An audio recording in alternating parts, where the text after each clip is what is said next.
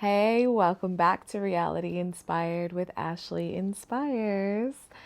I had the privilege and honor to sit down with my friend Cashmere Sky Lion, and it was such a gift to get him one on one to have this beautiful little deep dive that you'll get to tune into where we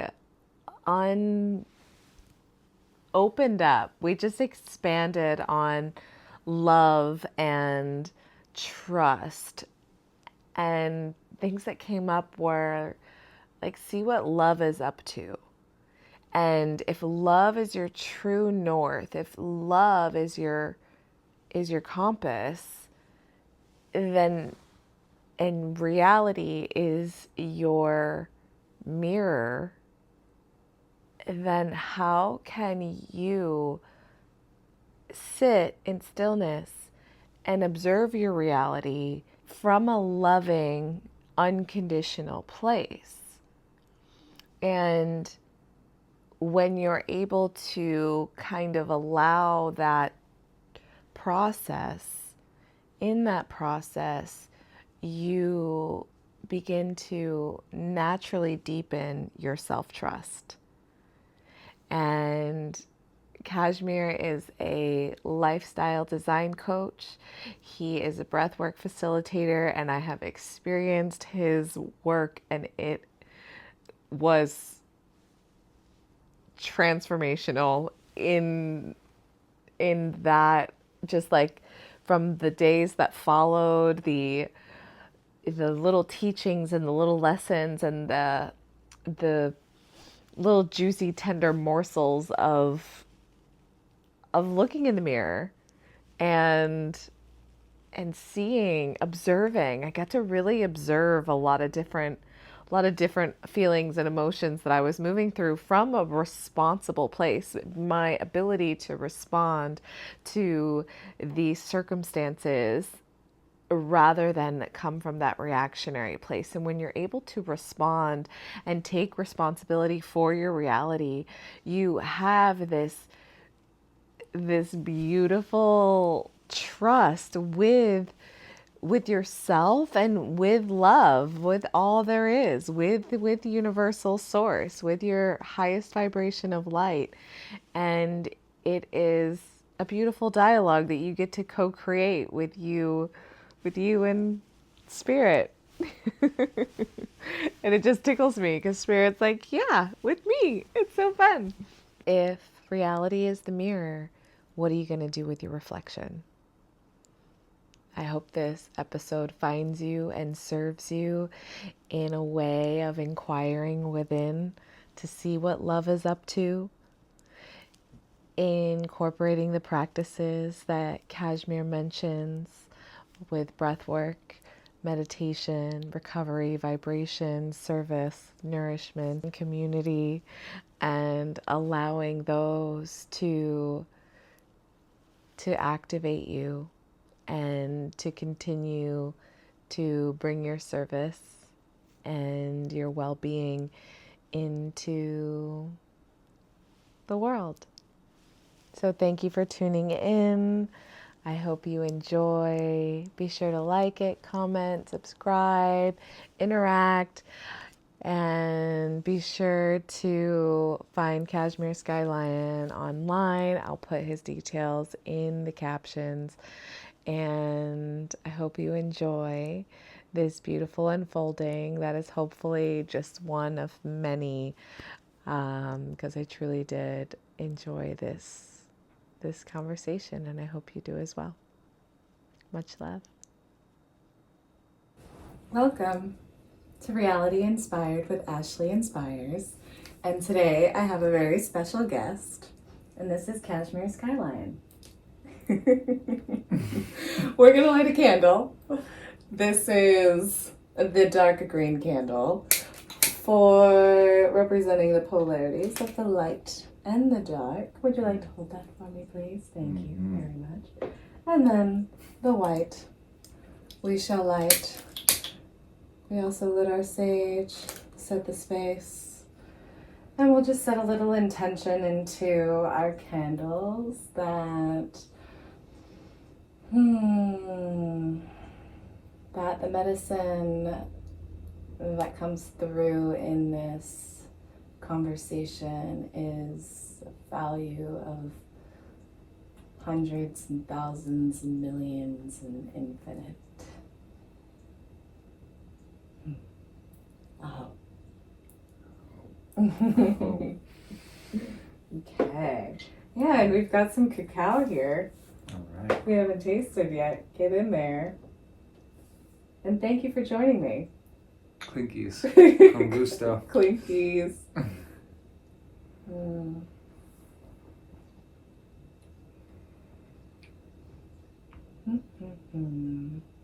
What do you think? Wow. That's the most flavorful cacao I've ever had. Thank you for that. You're welcome. It cooled down a little bit, but it's pretty good. That's what I like about cacao. You can have it hot, cold, iced, bubbling, fulfilled, yes, compassionate. Yes, that's all the open hearts. All the open-heartedness. Theobromined. What was that? Theobromine. I think it's one of Oh, yes.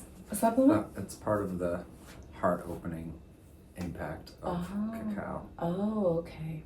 I think if I'm not understanding it, mistaken, it's what, like coffee offers vasoconstriction, which is why people feel like jittery and or hot, the temperature swings can happen. This is more like a flush, so your vascular system opens up. Oh.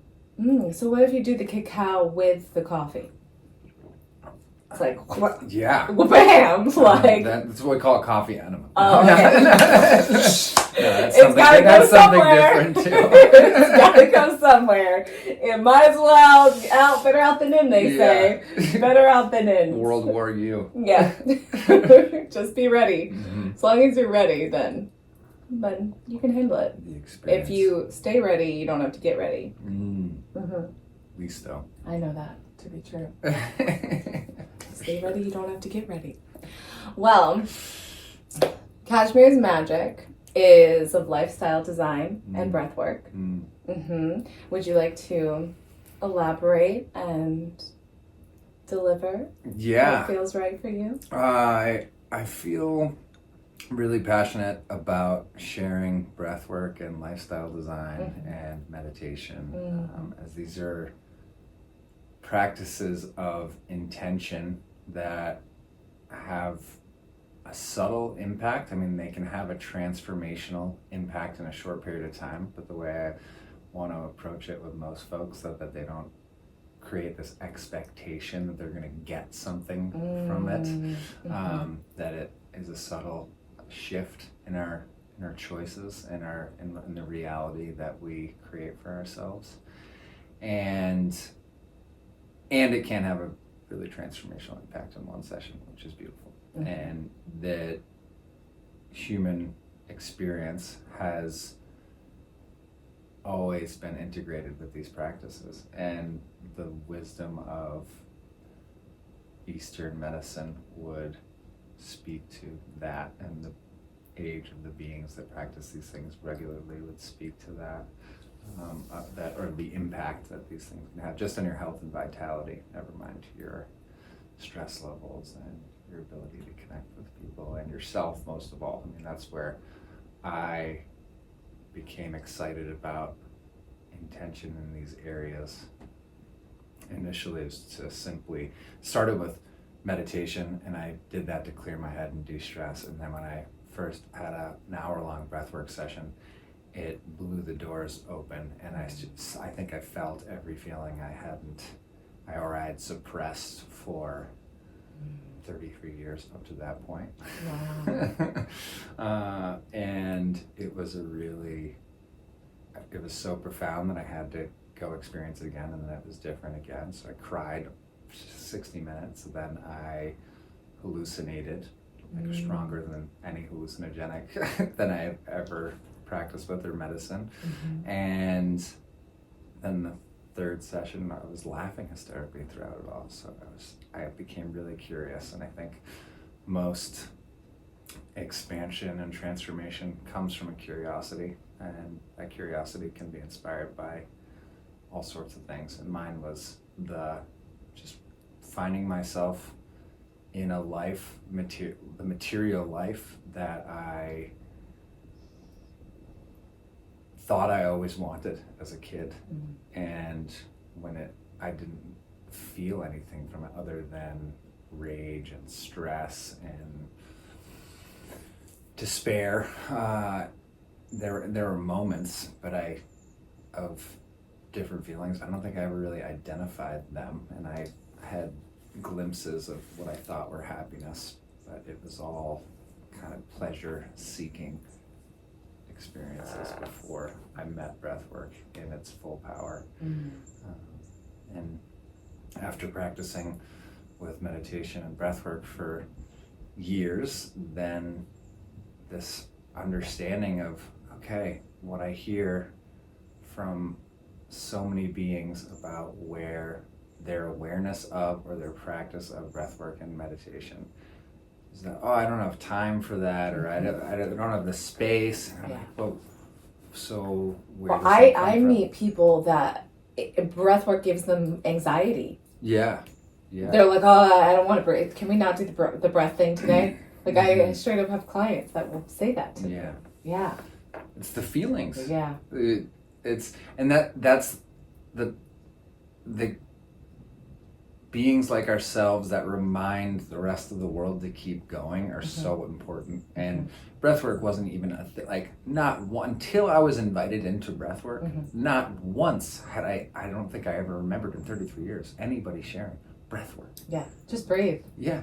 And whether it was no Wim Hof, none of that. None of that was in my field. And then all of a sudden it just was everywhere. And after all the experiences I had, it just felt like a necessity for a daily practice for myself. And then the next curiosity came about. I was like, well, okay, so where is the rest of the world with this? And if it was nowhere for me, and I was, other than the binging on the weekends, an athlete, took care of my body, and never really addressed the spirit and the soul. And that breathwork is a large open portal for that, or can be. It doesn't have to be. It can be for the health reasons too. But yeah, so how to spread breathwork to the world, or at least continue that practice, and continue with meditation. That's been, and the wheels have been turning on these things for a long time. And if just us saying breathwork now, if we look at our Instagram, I'm sure there's someone. Some They're listening. Yes. Always. The ether's listening, the phones are listening, It's all listening. And it's important to listen. Yes. It is important. It's important to listen to yourself and the world around you. Yes. Yeah. Yes. So there'll be something that comes in our feed after this experience, no doubt. The trailer after this will be something about breathwork for sure. And yeah, so. And eventually a vision came through of like, what would happen if, the mass meditations and the evidence of the impact of those feels very tangible in our created realities. But what about breathwork? What if we had a mass breathwork session? Or what if we had a day where whatever practice brought you to your center line, your heart, occurred? And then I met the International Day of Peace. So I'm like, okay, the International Day of Peace, breathwork, what if we combine these things? What if people are meditating too on this day? What if we shut down businesses? What if we honor a day of peace the way we honor Christmas or New Year's is holiday. New Year's comes up for me too as like this thing we broadcast all over the world, the bringing in of the new year, and party, get drunk, feel like shit the next day. Yeah. But what if we unplugged on New Year's? For sure. What if you I've done like a dopamine detox where like no pleasure, no phone, no like anything that'll give you, no sugar, like anything that gives you those little spikes of pleasure or dopamine is like no. And I think I love that idea of having a day of I had an in treat called Peaceful Presence, and it was just we met at sunrise because I wanted to just bring the day in silently. Like I collected phones. I was like, trust that your phone is safe with me. I had a phone sitter. I was like, if anybody's trying to get a hold of anybody for an emergency, let us know. But just I think carving out that space is super important, because I'm sure you felt it now that you've been in practice, and then when you maybe fall out of the practice or fall out of the routine of it, or when you are traveling and it shifts, that I know I can personally feel it in my body. I'll find that I might be like a little shorter, like short tempered, or like I'll feel like a little prickly is kind of how I describe it. Like somebody will say something and I'll kind of react instead of respond. And I always like to come from more of a responsive place, because that feels just more truthful. Whereas a reaction is based off of a belief that from a subconscious programming that I got when I was 7, so to practice, to be in the practice of meditation and a breath work is such a powerful tool, because I feel like I'm able to manage my business, my isness, right? I'm able to manage my isness better when I'm in the practice. And then I definitely ramps up whenever I feel like shit's hitting the fan. Like whenever I feel the chaos, I'm like, and then I get into like my like Kundalini, and I'm just like like really going at it, because I'm like, there is some sort of something that needs to move out of this body, that like I need to do it. And our bodies are this beautiful technology, and I think we look outside of ourselves so much for the peace, for peace on earth, for heaven on earth, for all that, and then all we see is the chaos. But I think if we took that day, or a day every couple of weeks, every couple of months, and that one day a year, I wish it was every day, but you could find that space of clarity and have that. That's what breath work has brought to me, is a lot of clarity. Like I've done, like when I do like an hour of holotropic, I come out and I'm like, oh, decision made. Like that what I couldn't figure out, I couldn't decide, I couldn't land on.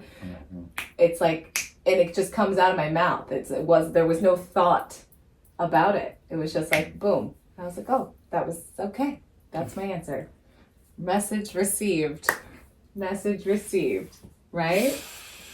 Yeah, and it creates, to your point, that's what I'm hearing, and that is the space inside of us. It reminds us of the space inside of us and the space that we're in, and to have conscious ways to opt into that is what a gift. I mean, it was go for so many years. Yeah. Like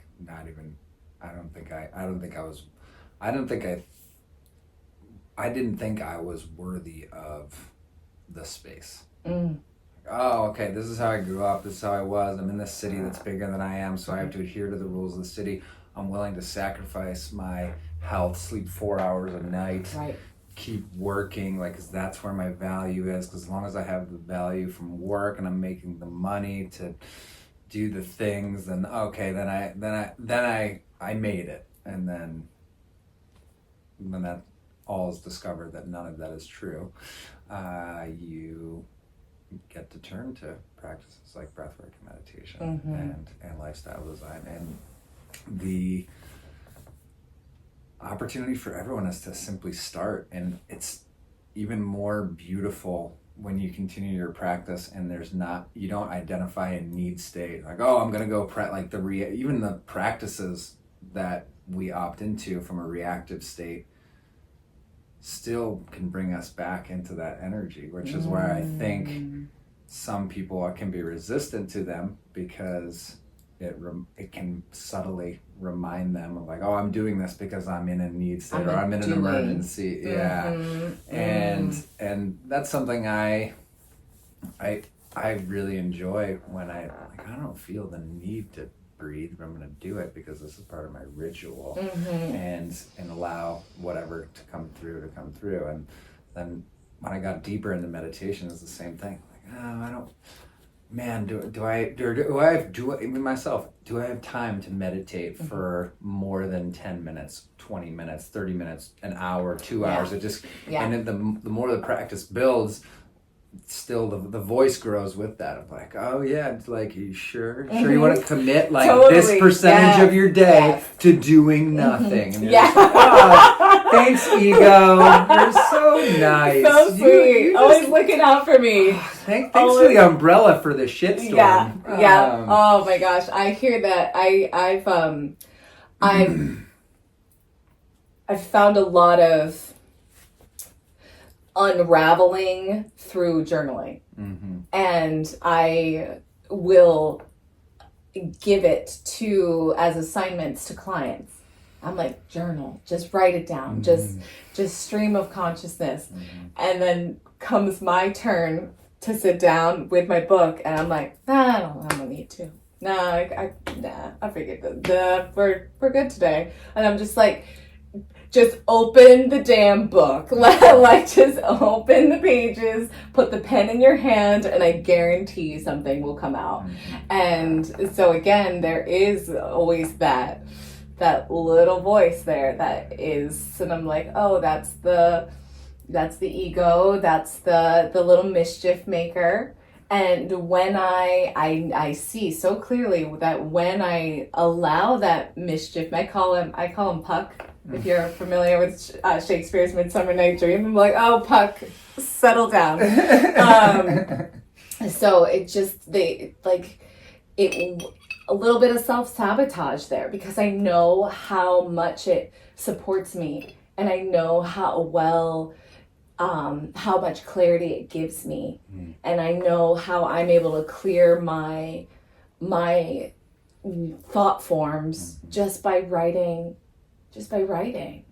And then from that writing comes out sometimes beautiful creative writing and poetry and beautiful stories that I want to tell. And I find I just still giggle, because I've actually been in this really beautiful state of observing. Just like I had a reaction to something. Actually, I was living in that roommate situation, and someone had said, like, I had made some soup, and she had asked me for my recipe, and I gave it to her, and then she was like, oh, we made soup, da, da, da, da, da. Like it was her idea. And I was like, well, I always make soup. I'm gonna soup one up you right now. Yeah, exactly. There was just like this and I was like, oh, that does, ooh. I was like, I just like felt it in my body, and I was like, oh, who's that? And I just kind of like held, like, I was like, who did that? And just kind of like dropped into this little, like, I was just getting kind of memories of being younger and like copycatting, and like, it was your idea and someone else got credit for it, and that kind of thing, like that kind of competition. And I just kind of was like, well, you're safe here, and that was really sweet, and like you're still loved, like, it just always talking to my inner child. And I think that's important, and I think it comes with those tools of the breath work, of journaling.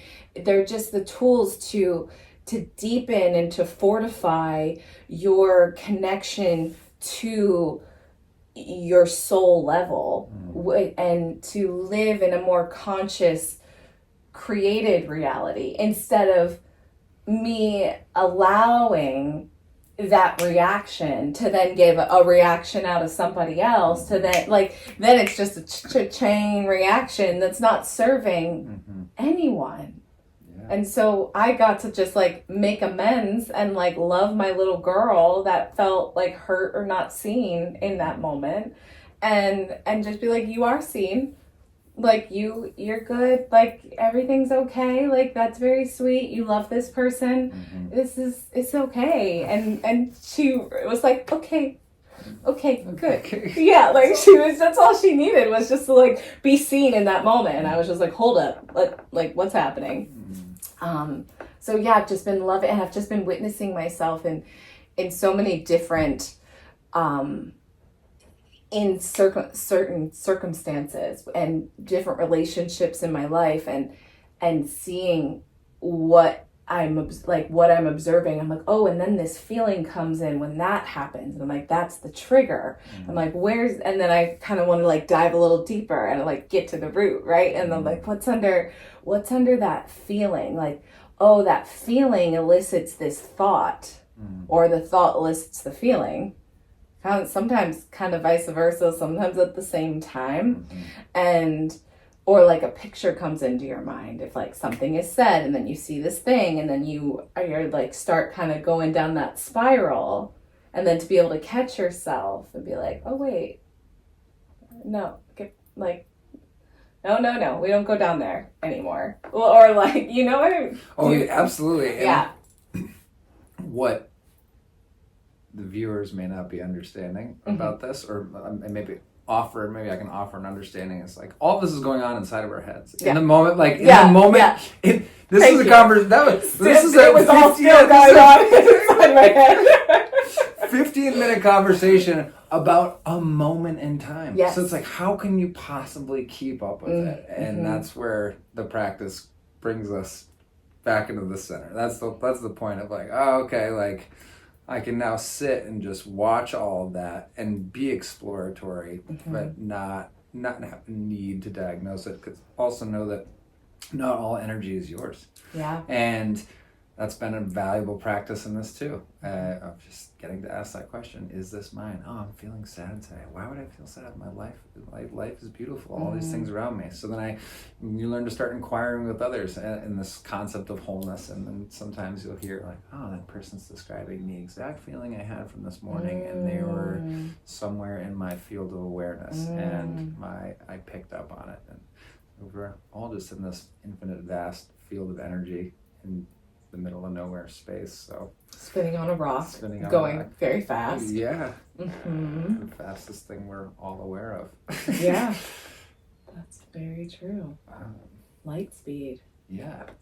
And that's how information is coming in at light speed, because light is how we are interpreting the information. Like the frequency of that light is then being catalyzed by our consciousness into reality.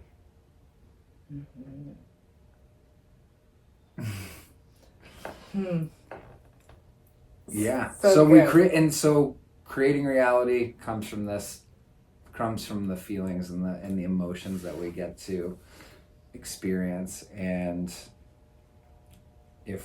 when we get to sit in the darkness, void of light, void of the information that is around us, we can listen to the one light that is really responsible for the understanding of all. And what is the one light that is responsible for the understanding of all? The spark of creation.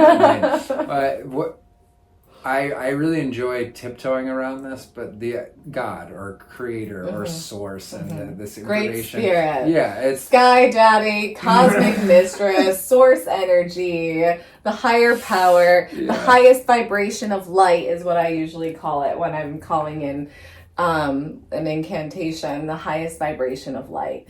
Call in my highest vibration of light, your highest vibration of light. And that's why I asked, because I know, and I used to tiptoe around the word God, G-O-D. And now I'm just like, oh, it's all. It's all ether. Yeah. It's all source. It's all just the great spirit. It's all us. It's all infinite beings of light. And it's just a beautiful constellation of the cosmos.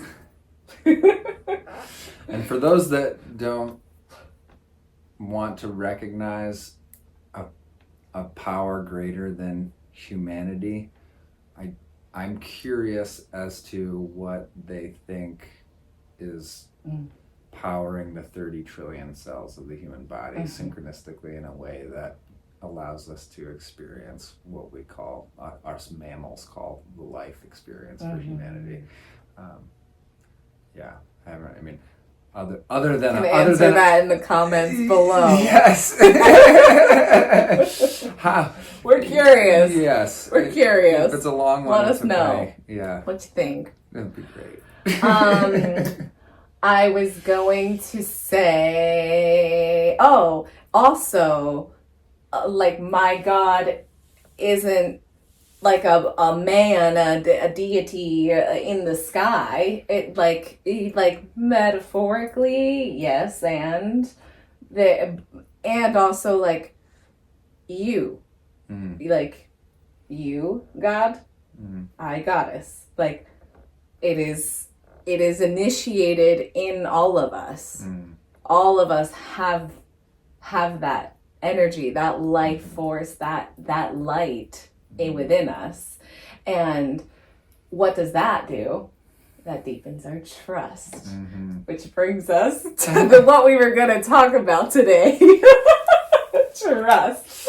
Here we go. Let's go. Let's go with trust. Yeah, and how beautiful, and to have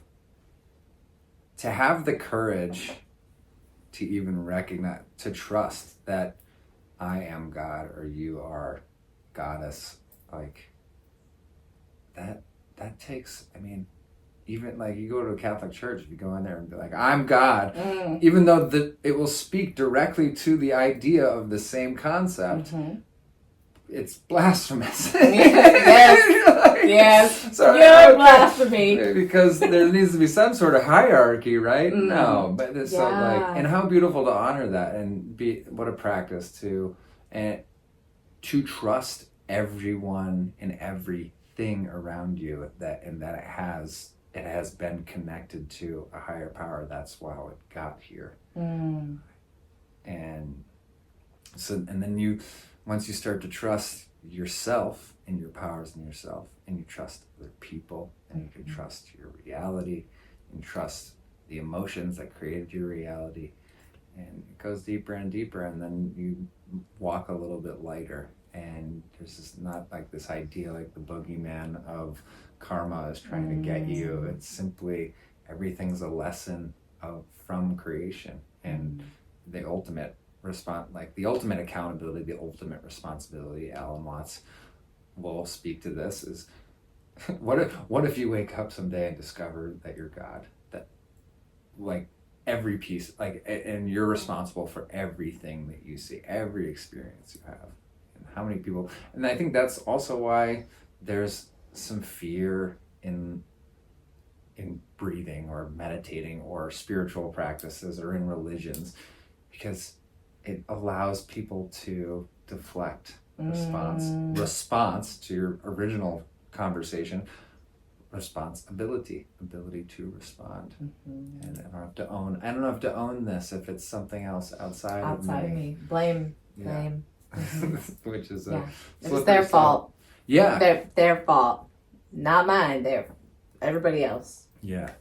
And if Katie, if you're watching this, my ex-wife, like thank you for teaching me how much I was living outside of myself. I couldn't have had a stronger inclination to blame in our situation, and I take full responsibility for who I was and how I ended up in that situation. And I'm grateful that she's in a great place now too, and that I can also see I can accept that responsibility. Like, okay, I created this life that caused dissonance but also allowed for transformation. And so as soon as we're out of each other's realities, we got to start living our best lives in like parallel. And how beautiful is that? Whenever the blame was removed, or the need for someone to take responsibility for something, and the relationship was complete according to this contract that we signed. That seems ridiculous at this point for all of humanity, but yeah, I feel, and that's another level of trust to those that may be watching or tuning in, going through a challenging relationship or just challenges with themselves, that it's okay. Just take the time to look inward, inquire within. The ultimate sign. If you ever see that sign anywhere, first of all, go into that shop, or purchase it, and then go sit for 10 minutes in darkness and stillness, and really allow yourself to feel into how you created the reality. Maybe it won't come in 10 minutes, but at least you started the process. You're starting to get somewhere. Would you elaborate more on what tools do you use to deepen your trust in yourself? Is that where intuition comes in? And how do we know if it's intuition or our ego? Like, what's your like true north? Where's your compass at? Love. It's the ultimate. It's what allows it, and understanding what I'm feeling in the heart space. And if I can identify that I'm there, and I can authentically feel an unconditional love for whatever is happening, then I can trust it that much easier. And that's where, in this trust and then this love comes into each of these pillars of our lives, which is community, breath, mindfulness, nourishment, movement, recovery, vibration, and service. And that's the guide. All right, I'm gonna see how open is my love in this area of my life, and am I willing to sit with that, to see how else I can approach that area that's not going away. Like the utility of those categories, those pillars, those rays of light, those rays of energy that exist in our experience, they're going to be there whether you want to look at it or not. So it gives us this opportunity to just see what love is up to in each area, and that's see what love is up to. I love that. Just see what love is up to. And in community, there's a vastness of the community pillar, the things that people can do now. That's why breath and mindfulness and meditation are so supportive of the human experience. It's like, you don't need anybody else to do that for yourself. You don't need to buy something. You can just do it. And that is also part of the beauty. It's hilarious that like there are even exchanges with these practices in the world, but it's so few people are doing it, and it's so helpful that or sharing it in a democratic way, that it's just, that's where we are. Like, oh, well, let's commodify the free and the infinite. Oh yeah. Well, I paid $300 for a breath work session. Yeah, so I thousands of dollars for lifestyle design coaching. It doesn't end. And I get it. Like, it's an honoring it. I enjoy the exchange. Like, I'm in a place where I enjoy the exchanges because I get to invest in the people that I love and trust, and in myself. Exactly. It's a reminder to myself. Oh, okay. Like, I can do this. I'm worthy of this. Yes, it's reciprocal. Yeah. And that's where, and again, trust comes in. We're like, okay, this energy goes out, the energy will find its way back. Totally.